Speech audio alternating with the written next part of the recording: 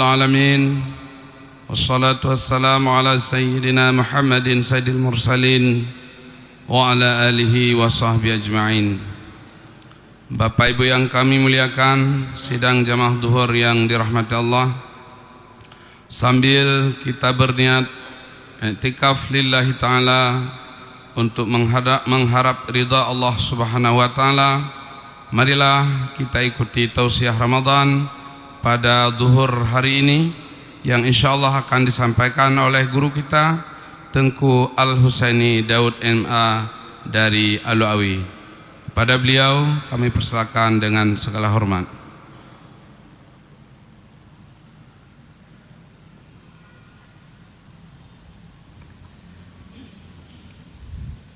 Bismillahirrahmanirrahim. Assalamualaikum warahmatullahi wabarakatuh. Alhamdulillahilladzi anzalal Qur'ana fi syahri Ramadan hudan linnasi wa bainatin minal huda wal furqan. Wassalatu wassalamu ala sayyidil mursalin khatamil anbiya imamur rasul Muhammad ibn Abdillah huwallazi qama bi raf'in nasi min audiyatil ghabawat ila al-alamil ma'lumat wa ala alihi wa ashabihi wa man tabi'ahum bi ihsani ila yaumiddin. Wa ba'du. Hadirin dan hadirat sidang jamaah zuhur rahimakumullah, kembali dalam niat kita sekaligus kita aktualisasikan dalam kehidupan kita sehari-hari untuk selalu mensyukuri rahmat Allah Subhanahu wa taala, di mana melalui limpahan rahmat karunia serta dengan qudrah dan iradah Allah lah sampai detik ini kita masih mengenali diri kita yang sebenarnya.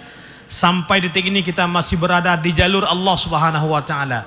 Sampai hari ini pula kita telah sampai kepada hari yang ke-17 dan mudah-mudahan Allah pun akan memberikan petunjuk kepada kita terus sampai kepada akhir Ramadan dan bertemu pada Ramadan berikutnya.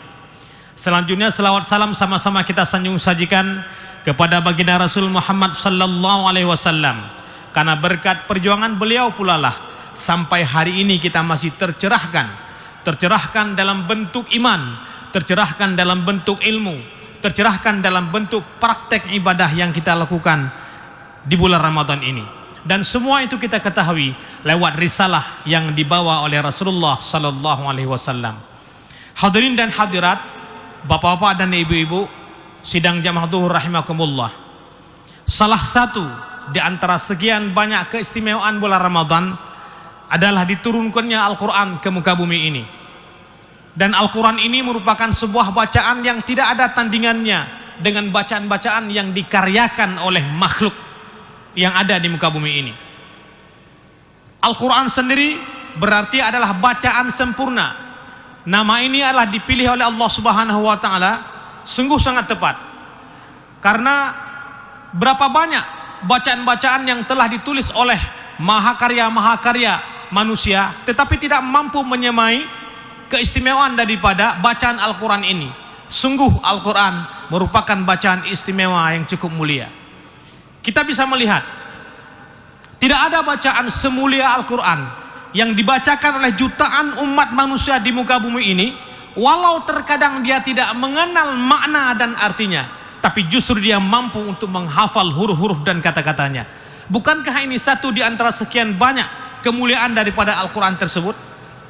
Tidak ada satupun bacaan yang mampu menyamai Al-Quran, di mana Al-Quran telah diatur tata cara bacanya, panjang pendeknya, tebal halus bacaannya, sampai kepada etika dan adab cara membaca. Tidak ada bacaan-bacaan yang lainnya.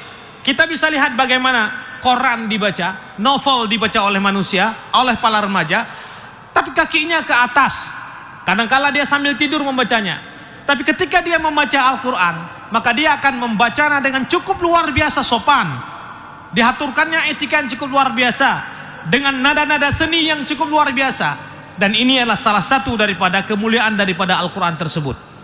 Kita bisa lihat juga, tidak ada bacaan Al-Quran sebanyak kosakata yang ada pada Al-Quran tersebut, di mana 777.400 kata yang ada di dalamnya dengan 323.019 huruf. Tetap seimbang jumlah kata di antara keduanya. Tidak ada melebihi dan tidak ada kurang. Kita bisa mengambil contoh. Kata-kata hayat yang bermakna hidup sama jumlahnya dengan kata-kata mati, maut, yaitu 149 kali 145 kali Allah menyebutkan di dalam Al-Quran.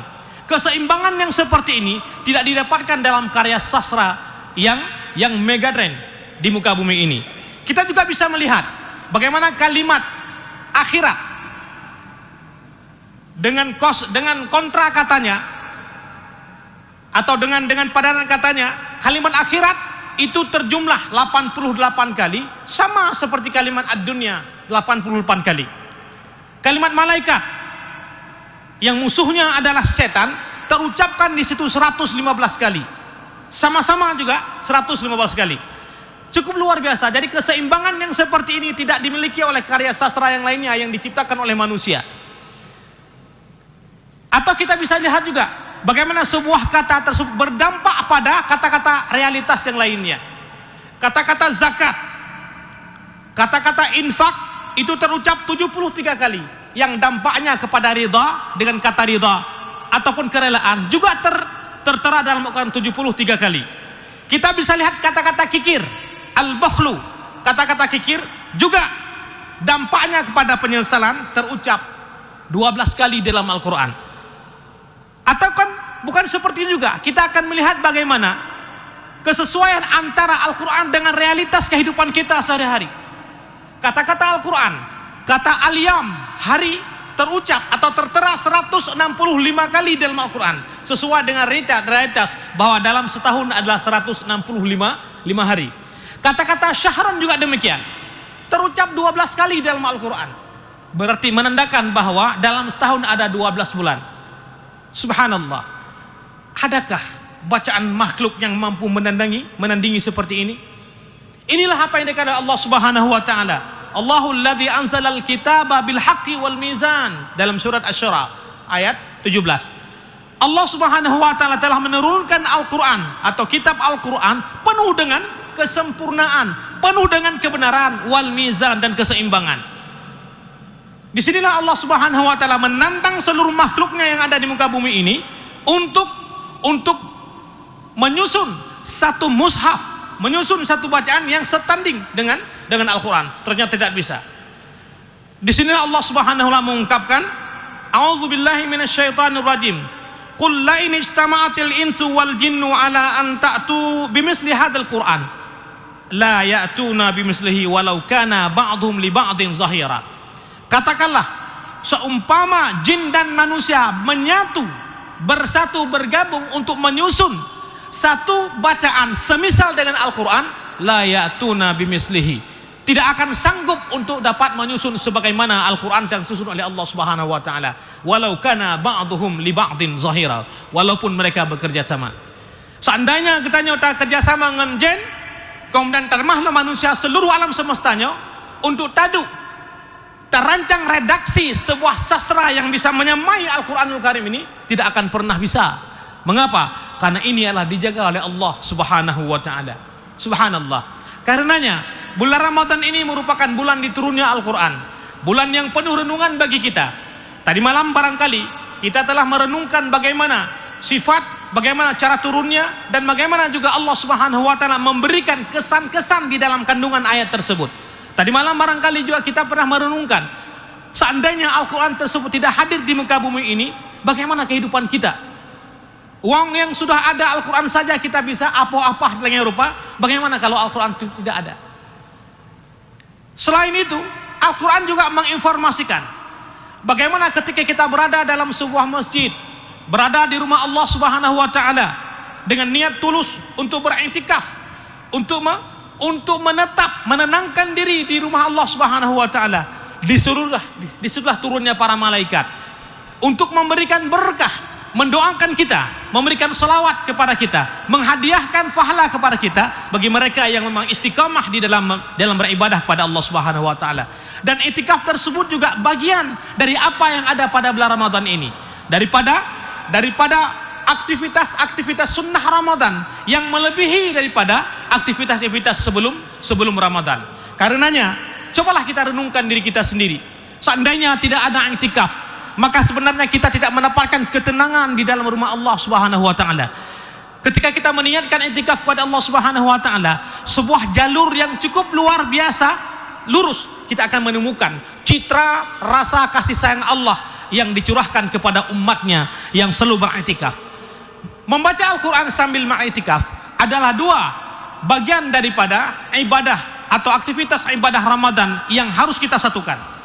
Ketika kita berada di rumah Allah Subhanahu wa taala, bukan hanya tidur yang kita kedepankan, bukan hanya duduk-duduk saja ataupun hanya berbincang-bincang saja yang kita kedepankan, tapi ketika kita jadikan Al-Qur'an sebagai bacaan kita dan i'tikaf itu sebagai bagian daripada perilaku kita sehari-hari, maka akan menjelma menjadi sebuah pahala yang diberikan oleh Allah Subhanahu wa taala cukup luar biasa.